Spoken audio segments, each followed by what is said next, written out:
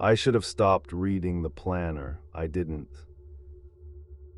And now I know why none of the others ever finished the last house. I clean out the homes of the dead, estate cleanouts. The families can't stand to do it themselves, so they pay strangers like me.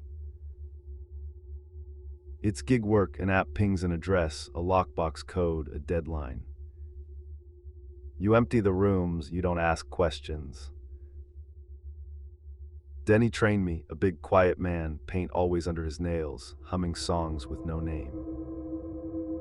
On my first day, he gave me one rule. Whatever you find with your name on it, he said, leave it, lock up, walk out. I laughed, he watched me until I stopped. 2 weeks later, Denny stopped answering his phone. Dispatch said he'd transferred to another region.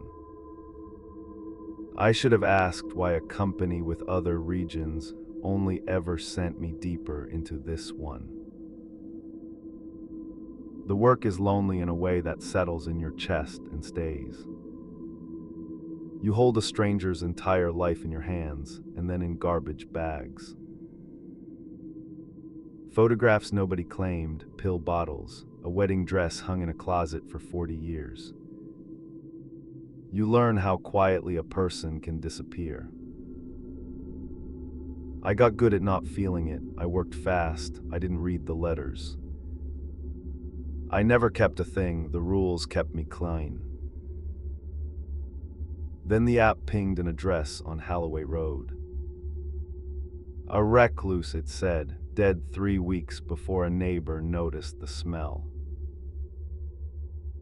The house laned, gray clapboard curtains drawn, a porch that groaned under my boots. Rain was coming, I could feel it in my teeth. Inside, everything was already sorted, labeled boxes, swept floors. As if he'd spent his last weeks emptying his own life and left only the final step for me. On the desk, beneath a lamp that was still burning, sat a daily planner. Brown leather worn soft, I almost bagged it without a look.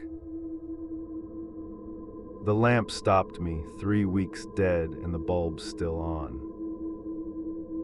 The power should have been cut long ago, so I opened the planner instead.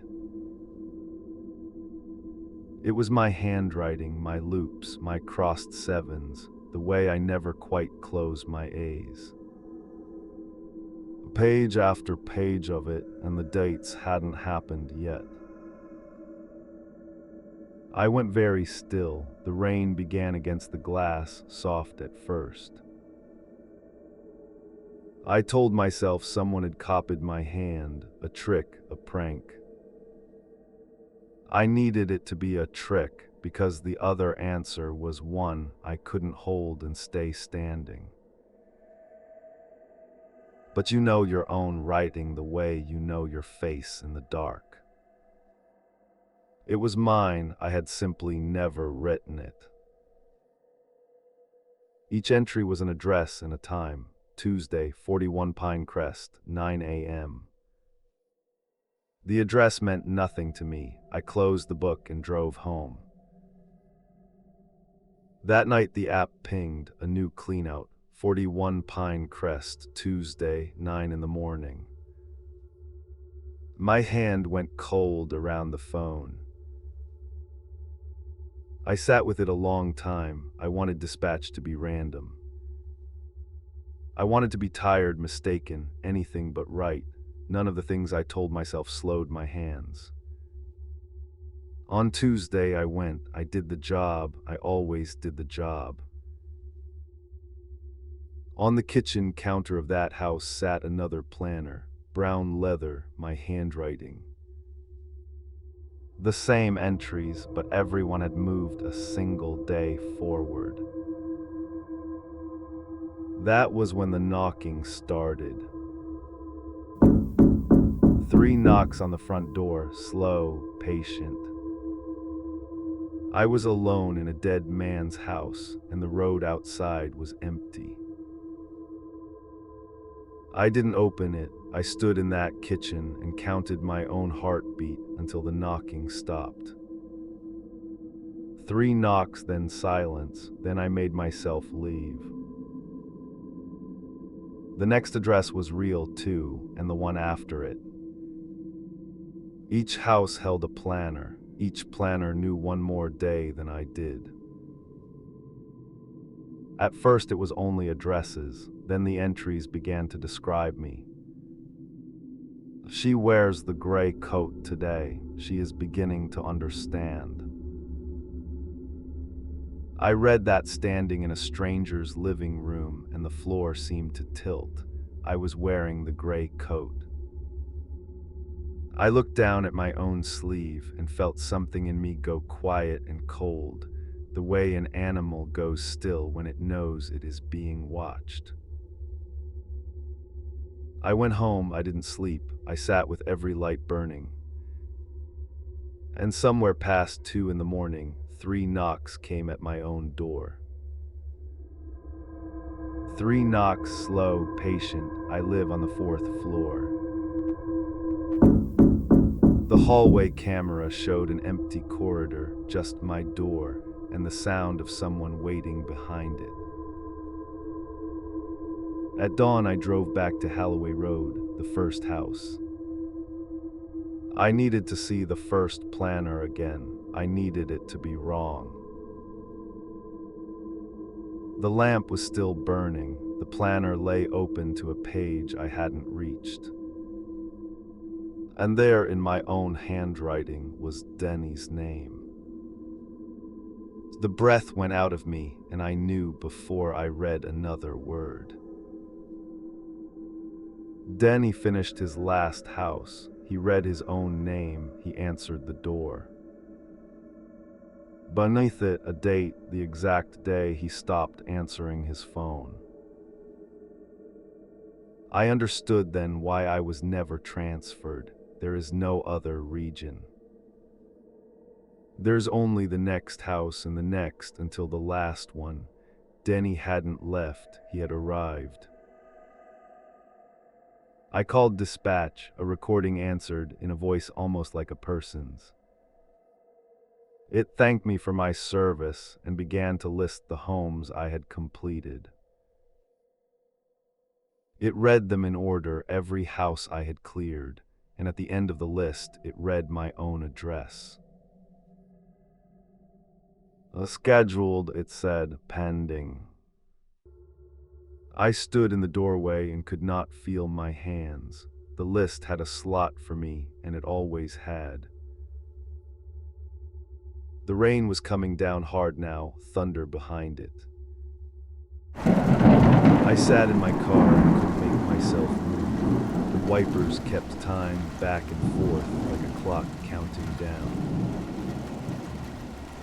I drove to Pine Crest again, fast, reckless. I would burn the planner there. End the chain, refuse the appointment. I needed to believe a person could still refuse.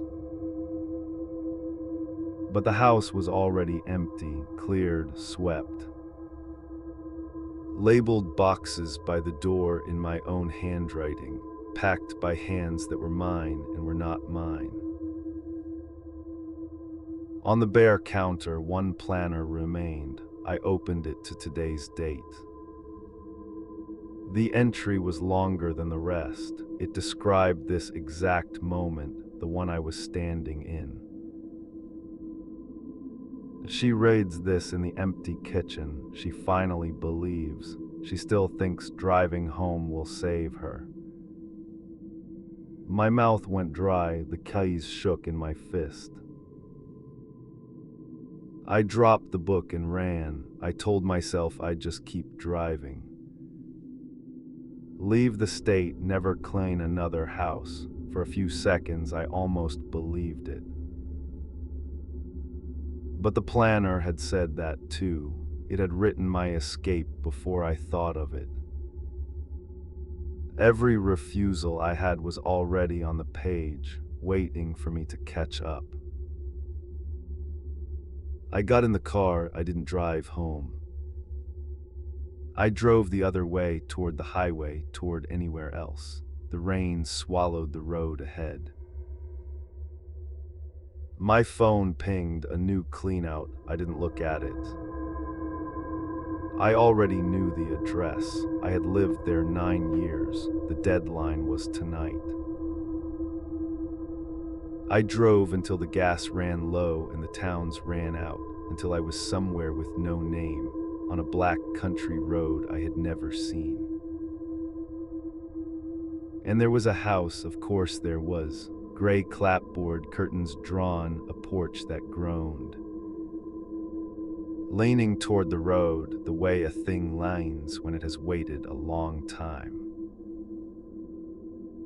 The lockbox by the door already held a code no one had sent me. My fingers typed it before I decided to. The door swung open on its own weight. Inside, the rooms were mine, my couch, my photographs, the wedding dress from a closet I'd told myself I lost. My whole life sorted into labeled boxes, waiting to be carried out. And on the desk, beneath a lamp that was already burning, sat a brown leather planner, worn soft. I knew this house now. I had been cleaning it all along. I didn't want to open it. Denny's rule rang in my head, finally clear. Leave what carries your name, lock up, walk out. But I had nowhere left to walk. This was the last house, waiting quietly at the end of all the others. So I opened it. The final entry was a single line. She hears the knock, this time she answers. I read it twice, hoping it would change.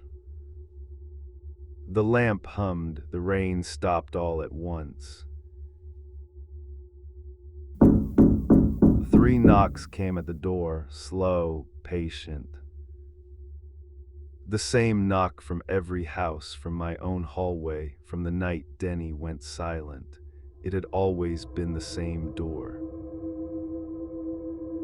I understood what the houses were, not homes I emptied, homes that emptied me. Each one took a little more, until there was nothing left in me to clear out. The next person will get an app ping, a lockbox code, a leaning gray house. And on the desk, in handwriting they will swear is their own. My last entry waiting for them. The knock came again, 3 times, slow, patient. I set the planner down and I went to answer the door.